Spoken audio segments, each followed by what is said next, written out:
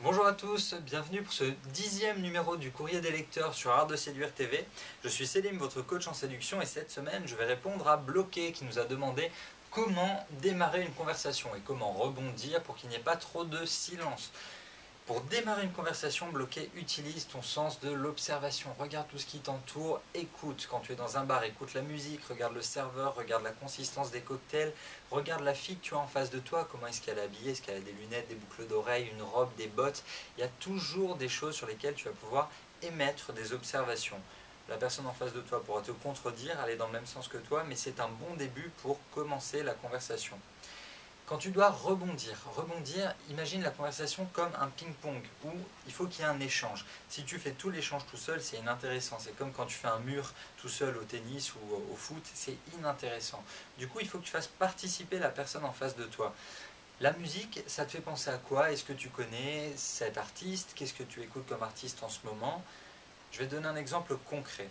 Tu viens de commander un mojito, elle vient de commander une pina colada, et là tu vas dire ah qu'est-ce que tu en penses de ton cocktail? Ah moi mon mojito il est pas mal. Une fois que tu as fini d'écouter son avis, tu lui dis mon mojito il est pas mal, mais c'est vrai que ceux que j'ai bu à Cuba c'était quand même mieux. Mes dernières vacances on les a passées là-bas avec des amis, et toi où c'est que tu as passé tes dernières vacances, où c'est que tu vas pour tes prochaines vacances, ça a été quoi tes vacances préférées dans la vie? Il faut que tu lui redistribues la parole comme si tu étais dans un ping-pong.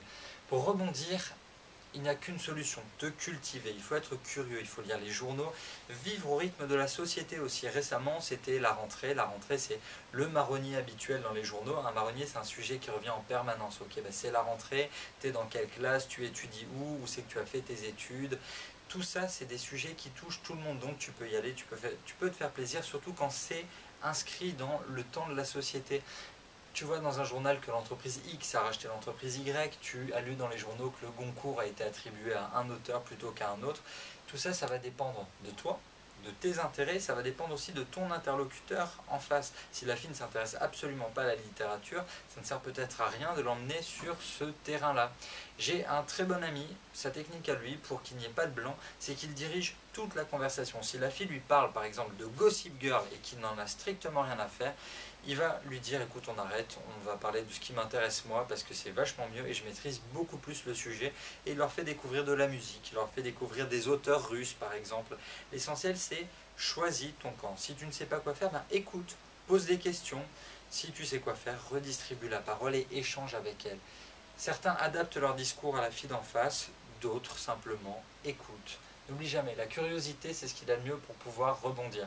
On se retrouve bientôt pour un nouveau numéro du Courrier des lecteurs. En attendant, vous pouvez nous retrouver sur notre page Facebook et notre compte Twitter. A bientôt.